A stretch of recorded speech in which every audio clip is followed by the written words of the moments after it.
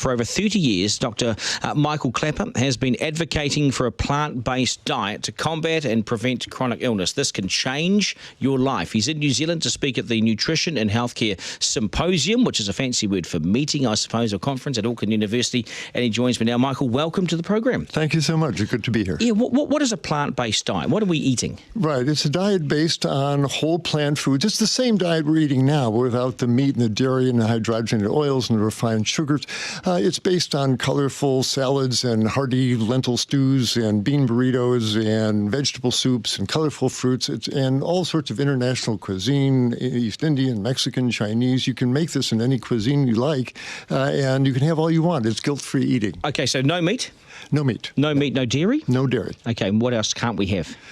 Those are the most important things, but we want whole plant foods. We don't want the cookies and the cakes and the baked goods and refined sugars and all these all those sweet treats. Foods. Okay, and so if we go on a plant-based diet, so we've suffered and faced issues around our weight and everything. So if we go plant-based, how quickly can you turn our life around? Oh, we see within days the obesity starts melting away, the arteries open up, the high blood pressure comes down, the joints stop hurting, the psoriasis skin clears up, the asthma goes away. It's a remarkable phenomenon, but really those diseases are caused by the current Western diet base that sends a flood of cooked animal muscle and dairy protein and hydrogenated oils and sugars through our bloodstream hour after hour. No wonder we're getting obese. Well, this is nature's medication.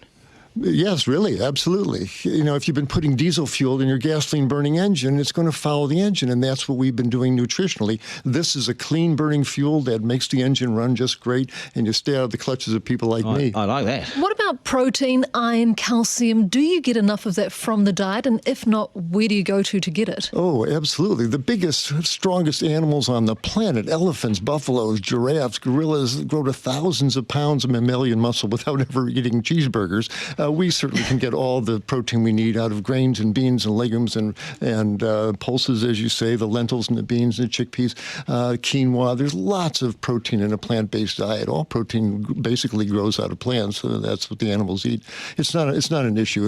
And calcium is, cows don't drink milk. Where do they get that calcium? It's in the green vegetables that they're eating. It's in the grasses.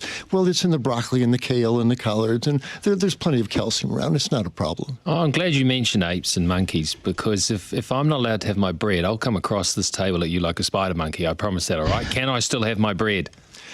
Less is more. It's a treat food. It should be had a couple times a week. Grainy bread, though, is that? If you're going to be eating bread, absolutely, you want those dark, hearty breads full of where you can see the grains in the slice of the bread. Absolutely. Fish. What about fish? I'm one of this country's finest fishermen. Yeah. Can I have my fish? It's we've used fishing up. The fish are getting so polluted with herbicides and pesticides and mercury. Why would you want to eat that? And plus, we're clear cutting the oceans. We're strip mining them. There's going to be nothing in the ocean but jellyfish for our children. What's the best meat to have? Let them off the hook. Okay, you're not into meat at all. But what, if we're going to have a meat, is fish the best one? I think they're all problematic. And, okay, of course you do. Yeah. The fish, they're toxic and they're disappearing. It's enough. We've used it up. Even the ones you catch, like if you catch them in the ocean, you're still saying the fish are toxic. Oh, absolutely. You send it off to a laboratory and ask them to analyze for pesticides and mercury. You'll be shocked at the numbers you get back. There goes your jet ski, Mark. Hey, thank you for coming in. I really appreciate it. Mark's got some chocolates to give away, but you won't be doing that, will you? No. Do you still run? Do you run 8Ks a day? I run 8Ks a day, and I'll have a couple of squares of dark chocolate once or twice a week. Dark chocolate, not milk chocolate. Dark chocolate. Dark chocolate. What's a dark chocolate? Well, I have one or two squares a week. There you go. There's three little triangles in that. Well, okay. Well, they'll ask me for 3 weeks. Fair enough. Thank you very much. இயற்கை உணவு பற்றிய கருத்துக்கள் உங்களுக்கு பிடிச்சிருந்தா எங்க சேனலை subscribe பண்ணுங்க, comment பண்ணுங்க, ஷேர் பண்ணுங்க. அப்படியே பக்கத்துல இருக்க பெல் ஐகானை மறக்காம தட்டிடுங்க. நன்றி.